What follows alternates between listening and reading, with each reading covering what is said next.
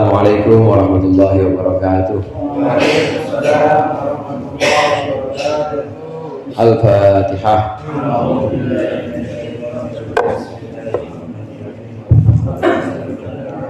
Iyyaka na'budu wa iyyaka nasta'in. Shiratal ladzina an'amta 'alaihim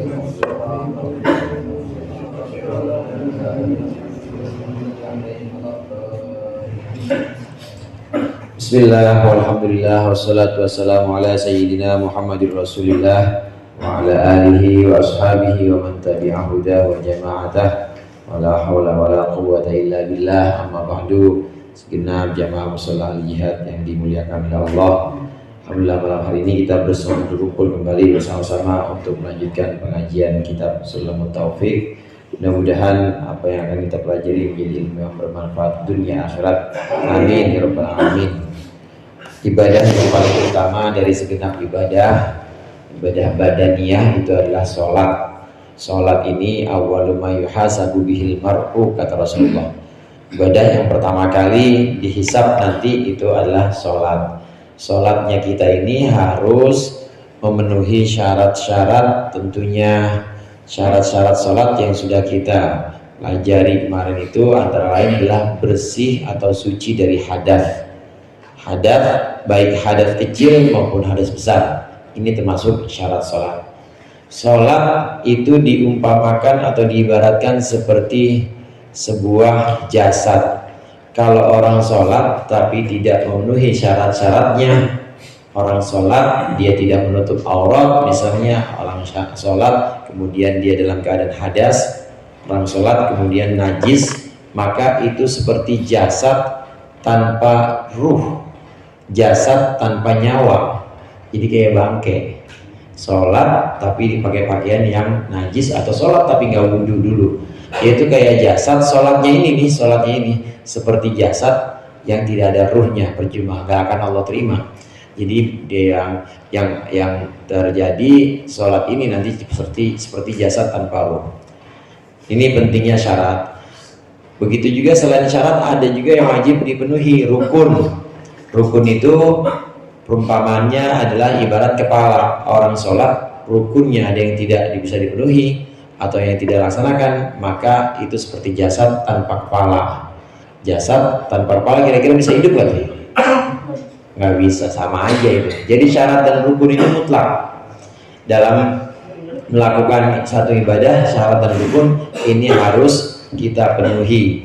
Syarat dan rukun nanti akan dibahas pada bab-bab setelah ini. Nah, adapun bab ini akan kita bahas tentang syarat sholat yang namanya suci dari najis. Ada di halaman 34. Ya, ketemu ya, halaman 34.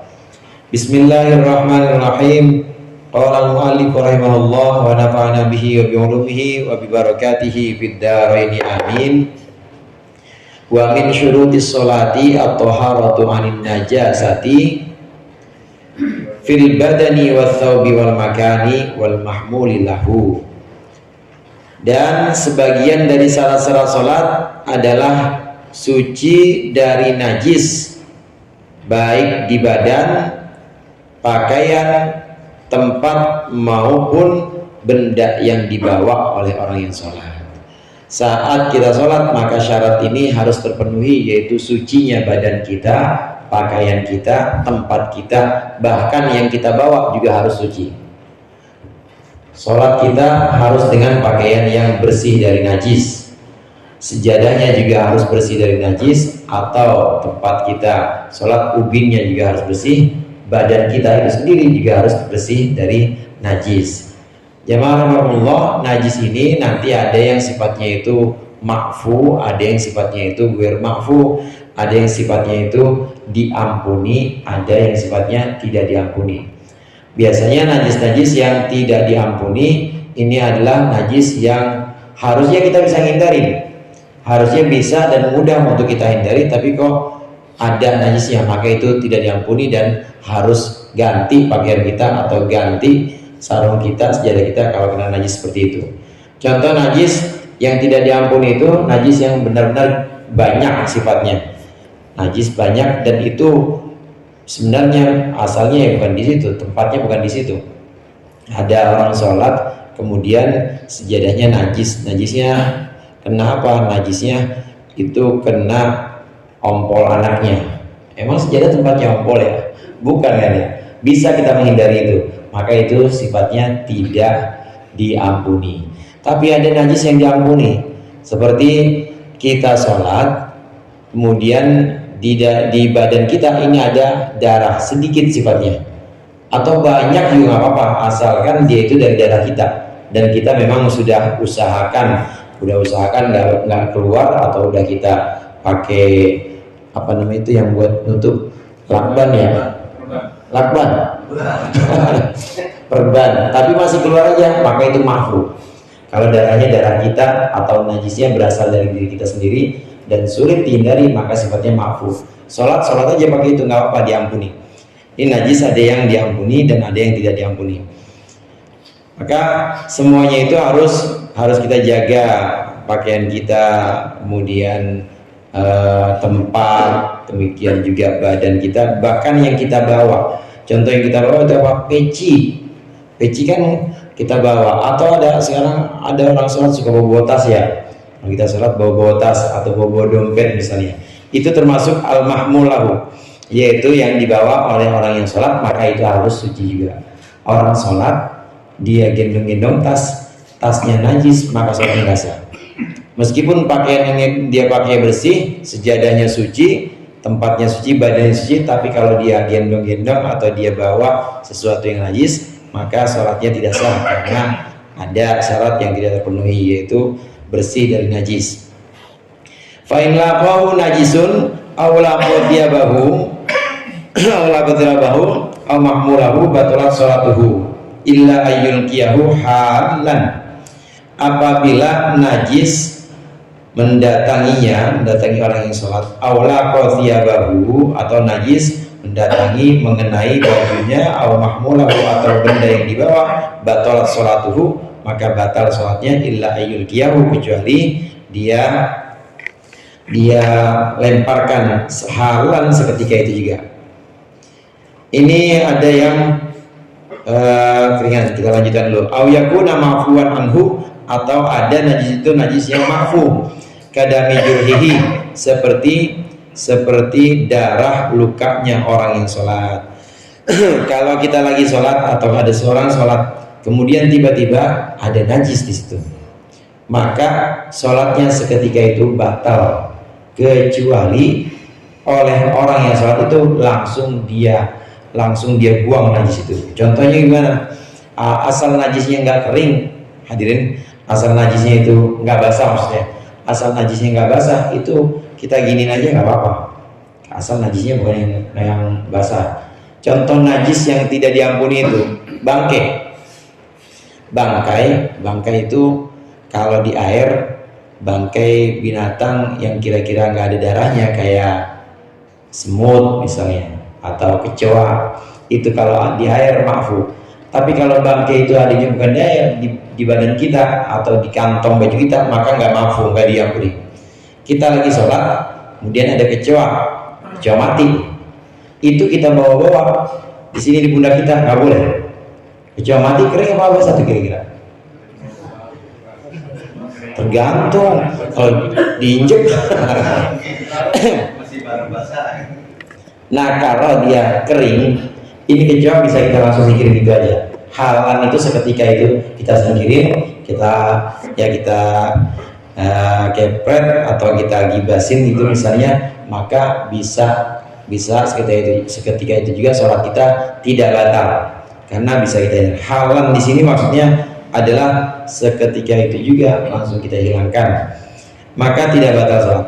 Tapi kalau kita biarin aja itu bangkai kecoa ya nempel terus di baju kita, kemudian kita sujud, kita ruku, maka batal sholat kita, maka harus disingkirkan.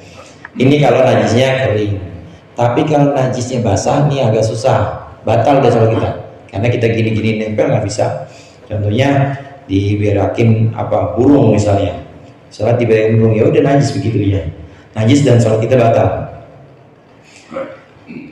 Nah, jadi kalau itu berupa benda yang bisa disingkirkan, maka singkirkanlah dengan segera untuk menghindari sholat kita supaya tidak batal. Kita lagi sholat, sejadah kita diberakin burung, langkah aja samping kanan atau samping kiri, cari tempat lain yang nggak ada tai burungnya, maka itu yang dimaksud haram tadi. Dengan seketika itu juga kita harus menghindari najis. Kemudian yang tidak juga batal, yang tidak menyebabkan sholat batal, kena najis badan kita, kena najis sejadah kita misalnya, tapi itu najis yang ma'fu, najis yang sifatnya itu diampuni, maka sholatnya nggak batal. Ini contohnya seperti darah yang keluar dari luka kita sendiri. Kalau darahnya dari luka kita, maka itu diampuni. Yang nggak diampuni itu kalau darahnya darah dari tetangga kita sebelah kita. Kita lagi sholat, ini darah muncrat banyak dari sebelah kita, maka itu nggak diampuni, najis, dan seketika itu juga batal sholatnya. Kalau darahnya dari darah jerawat atau bisul ya, bisul, Darah nyamuk tuh. termasuk darah nyamuk ini kalau dalam kadar banyak maka bisa membatalkan sholat.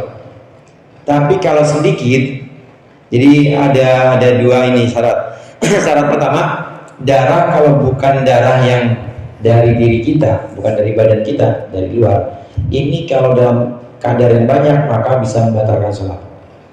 Syarat yang kedua, itu tidak membatalkan sholat kalau kita sudah hindari. Kalau kita sudah hindari sedemikian rupa, tapi ternyata masih ada juga darah nyamuk, kita sholat di mana? Di kebun dan benar-benar banyak. Nah, yang seperti itu maafu juga, Pak. Boleh diampuni juga. Kalau hanya sekedar sedikit, dan kita sudah berusaha untuk menghindari, tapi masih ada saja, maka itu najis memang, tapi diampuni dan sholat kita nggak batal. Boleh darah nyamuk itu. Asal jangan kita sengaja aku nyamuk masukin kantong misalnya. Nah, yang kayak begitu nggak diampuni. Ini kalau yang sifatnya tidak sengaja dan sulit dihindari, maka boleh, maka diampuni najisnya. Darah nyamuk seperti contoh yang lain itu. Wa yajibu izalatu najisin lam yufa anhu, dan wajiblah menghilangkan najis yang tidak diampuni, bi izalatil aini, dengan menghilangkan bentuknya, min tokmin walaunin warihin bil ma'il mutahhiri, yaitu yang dimaksud dengan bentuk najis itu adalah rasanya, warna, dan juga baunya. Membersihkannya bil ma'il mutahhiri, dengan air yang suci. Jadi kita ulang lagi, najis itu ada yang makfu, yang muni. Kalau najis yang makfu, maka kita nggak segera sucikan nggak apa-apa, seperti darah nyamuk yang cuma sedikit, atau darahnya darah koreng, darah bisul kita sendiri dan sifatnya sedikit, ini tidak langsung disucikan, tidak apa-apa. Nah, yang tidak maafu maka wajib disucikan, yang tidak diampuni maka wajib dibersihkan. Cara membersihkannya yaitu dengan menghilangkan 3 sifat najis. Yang pertama menghilangkan rasanya, yang kedua menghilangkan baunya, yang ketiga menghilangkan warnanya. Jadi 3 unsur ini harus hilang. Bagaimana kalau diantara 3 ini ada satu yang tertinggal? Tergantung. Satu yang tertinggal itu apa? Kalau satu yang tertinggal itu warnanya misalnya, maka udah dianggap bersih. Atau satu yang tertinggal itu baunya, itu juga dianggap bersih juga. Tapi kalau yang satu yang tertinggal itu rasanya, rasa najis maksudnya. Biasanya rasa itu bisa kelihatan kalau memang masih ada ininya, masih ada ada teksturnya gitu. Nah, contohnya tai ini anak kita gitu ya. Itu kalau masih ada teksturnya atau masih ada res-resnya, ya, masih ada rasanya. Cobain dah kalau saya. Itu yang begitu nggak mampu. Yang begitu nggak diampuni dan harus segera dihilangkan. Tapi kalau udah hilang semua, res-res yang menunjukkan rasanya itu udah dihilang semua, kemudian baunya udah hilang, cuma warnanya masih ada, nggak apa-apa, udah dianggap bersih. Contohnya kayak darah misalnya. Kadang-kadang kalau dibuat tukang jagal ya, itu ada darah, kalau udah beberapa hari nggak hilang-hilang, dicuci. Asal udah nggak ada baunya dan udah nggak ada yang tadi saya bilang ras-ras itu udah nggak ada, maka meskipun noda itu tetap dianggap suci udah. Yang bahaya itu hadirin, kalau masih ada tadi, kalau masih ada bau, rasanya, atau masih ada dua, masih ada warna dan masih ada bau. Kalau masih ada warna dan masih ada bau, harus dibersihin lagi. Kalau masih ada dua warna dan bau, harus dibersihkan lagi. Tapi kalau masih ada salah satu, lihat-lihat. Kalau yang masih ada itu baunya nggak apa-apa. Orang makan jengkol ya, udah disiramin berapa kali udah nggak ada semua tuh, kuning-kuningnya udah hilang. Tapi baunya masih ada, nggak apa-apa, dianggap suci dan dianggap hilang najisnya. Ini najis yang sifatnya tidak diampuni, maka wajib dihilangkan dengan air yang suci mensucikan. Ini namanya najis ainiyah, hadirin. Najis ainiyah itu najis yang kelihatan bentuknya, maka harus dihilangkan bentuk najis itu. Sifat 3 itu harus hilang, rasanya hilang, kemudian baunya hilang, dan juga warnanya hilang. Najis ainiyah. Nah, yang berikut ini ada najis namanya najis hukmiyah. Najis hukmiyah itu najis yang nggak kelihatan. Kalau ainiyah dari kata ain, mata, itu kelihatan. Emang bentuknya ada di karpet begini nih, kelihatan bekas kucing misalnya, tai kucing kelihatan, namanya ainiyah. Tapi ada satu jenis najis lagi, yaitu najis hukmiyah. Najis hukmiyah ini najis yang sudah tidak kelihatan, udah hilang bersama waktu, udah hilang, udah berhari-hari yang lalu, udah nggak kelihatan lagi bentuknya. Bagaimana kalau najis hukmiyah? Wal hukmiyah itu yajri alma alaiha.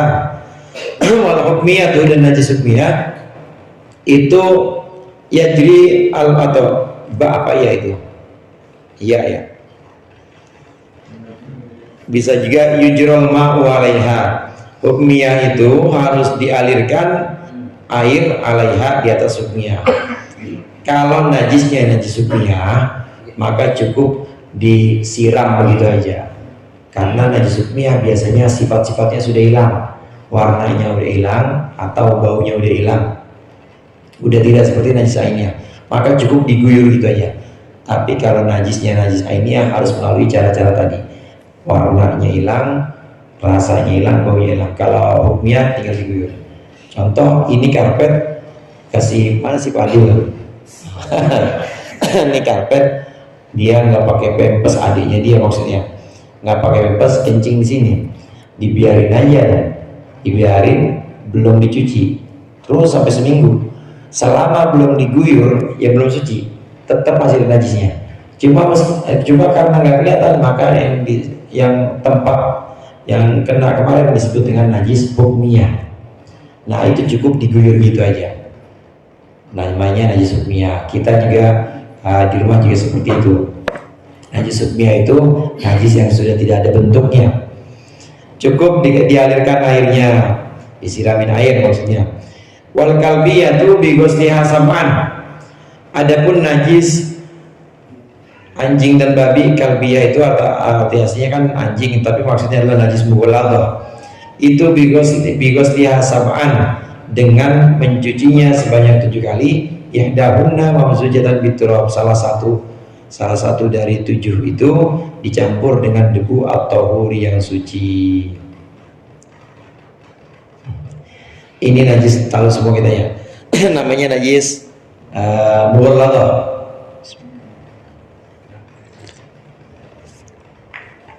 Najis mughalladhah itu najis anjing atau babi, semuanya yang keluar dari dia, baik itu dagingnya, baik itu liurnya, baik itu tainya, itu semuanya mughalladhah dari anjing dan babi. Cara mensucikannya tidak seperti cara biasa diguyur, disikat gitu aja, nggak bisa, tapi harus dengan 7 kali guyuran, harus dibasuh dengan 7 kali basuhan. Salah satu dari basuhan itu harus dicampurkan dengan debu. Jamaah rahimahullah, bagaimana dengan sabun seperti sekarang, zaman-zaman sekarang? Syekh Nawawi Banten menjelaskan zaman itu udah ada sabun, tahun-tahun 1700-an udah ada. Bagaimana dengan sabun? Kalau najis itu hanya bisa hilang dengan sabun, maka wajib pakai sabun. Tapi kalau tidak, artinya tanpa sabun pun bisa hilang, maka sabun hukumnya mustahab. Mustahab itu sunnah, sunnah tetap. Jadi jangan kita terus nggak pakai sabun, ya disunahkan juga pakai sabun. Cuma itu memang tidak syarat, kecuali kalau tanpa itu maka tidak hilang. Contoh ada beberapa kayak lemak gitu ya, lemak atau minyak itu kan nggak bisa hilang kecuali dengan sabun. Maka kalau minyaknya kebetulan minyak babi misalnya, maka ya harus pakai sabun, harus pakai sabun. Dan ini belum termasuk yang 7, saudara, belum termasuk yang 7. 7 basuhan itu adalah 7 basuhan, 7 siraman, itu 7 siraman dengan air yang suci dan mensucikan, bukan dengan sabun. Ada lain. Nanti di berikutnya itu teks berikutnya, wal muzilatu lil aini, ada di situ.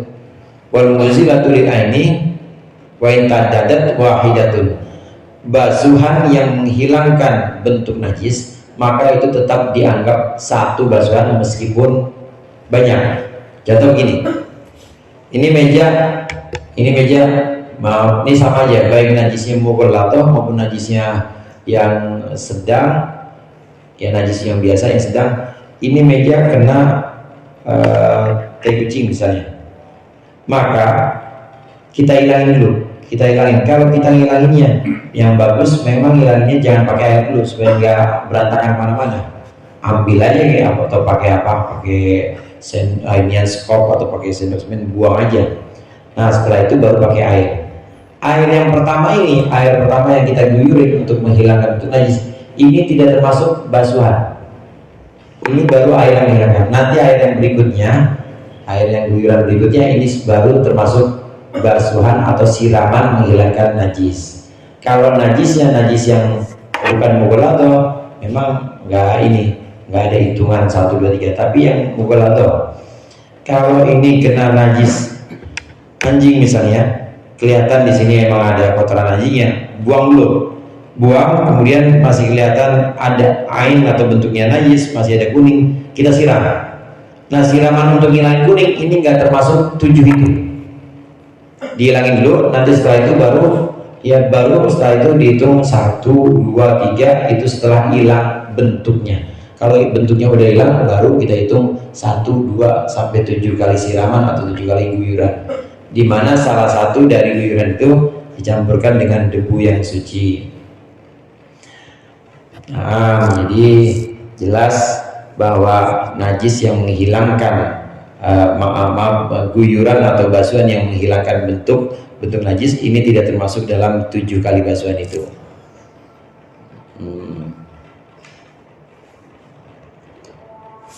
Wa yusyaratu wurudul ma'i in kana qalilan, dan disyaratkan sampainya air atau datangnya air in kana qalilan apabila ada air tersebut qalilan sedikit. Kita pernah belajar juga tentang air banyak dan air sedikit di pembahasan Safinah waktu itu. Air banyak itu apabila sudah 2 qullah atau lebih. 2 qullah, Kiai Afifuddin Muhajir ini sudah menghitung, kalau di hitungan sekarang itu 270 liter. Itu 2 qullah.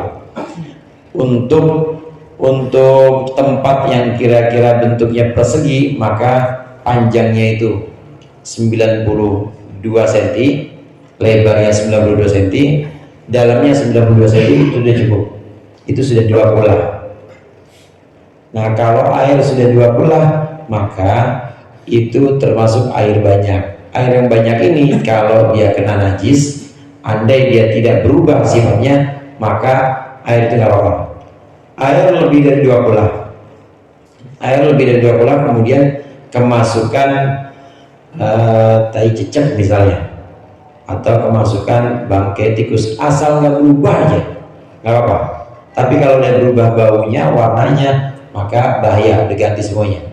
Ini yang lebih dari 2 qullah. Nah yang jadi permasalahan kita di sini, kalau airnya sedikit. Kalau airnya sedikit, maka itu air harus hati-hati. Jangan sampai air itu kemudian kena najis. Karena kalau kena najis, najis semua. Pembahasan kita di sini adalah tentang mensucikan benda dari najis. Maksud musannif atau pengarang di sini, kalau kita membersihkan najis, airnya air sedikit, maka syarat bisa bersih itu air harus nyampe ke najis. Air harus maranin najis, jangan najis yang maranin air. Nggak sah kalau airnya sedikit. Termasuk air sedikit itu ya kalau cuma seember atau segayung, bahkan itu dimasukin segayung, masukin sapu tangan, atau seember dimasukin sapu tangan najis semua, itu nggak suci jadinya. Jadi caranya bagaimana? Caranya air yang mendatangi najis. Wurudul ma di sini maksudnya air yang mendatangi najis. Ini ember, taruhlah ini misalnya ember ya. Ini ember, kemudian ada pakaian, maka harus pakaiannya dulu. Habis pakaiannya baru guyurin air. Itu namanya air maranin najis. Jangan najis maranin air. Satu ember itu, ember yang gede, bak yang gede itu masih terhitung atau masih dianggap kurang dari 2 bola. Kalau kita air dulu kemudian dicelupin pakaian yang ada najisnya, najis semua itu. Maka orang rumah harus diajarin, harus syaratnya kalau airnya sedikit, seember atau sebak atau segitu doang, maka syaratnya airnya itu harus air yang maranin najis, jangan najis yang maranin air. Caranya pakaian dulu taruh, habis pakaian baru guyurin air, jangan sebaliknya, jangan air dulu. Ini syarat dari membersihkan najis jika airnya air yang sedikit. Nah, di sini ada tambahan dari Sayyidina Abi Bakar. Kalau membersihkan wadah bagaimana? Membersihkan ember, cukup membersihkan ember itu cukup dengan 1 kali sirangan aja, dikorahin ember, kemudian kita kasih air ya barang seperempat gayung, kasih itu, kemudian kita korahin aja semua permukaan kena air, ya airnya yang itu juga nggak apa-apa, boleh. Paham ya maksudnya ya? Ini gelas nih misalnya ini, walaupun nggak penuh segini doang, saya pengen bersihin dalamnya, saya gini-gini doang bersihin. Itu namanya membersihkan wadah. Ember juga begitu, cukup dengan air yang mengalir di situ, bukan mengalir maksudnya air yang ada di situ, kemudian air itu kita ratakan, diputerin aja atau dikorahin aja, udah bersih itu ember kita. Ini cara membersihkan najis. Wa min syurutis sholati istiqbalul qiblah wallahu a'lam bishawab. Insyaallah kita lanjutkan pertemuan yang akan datang.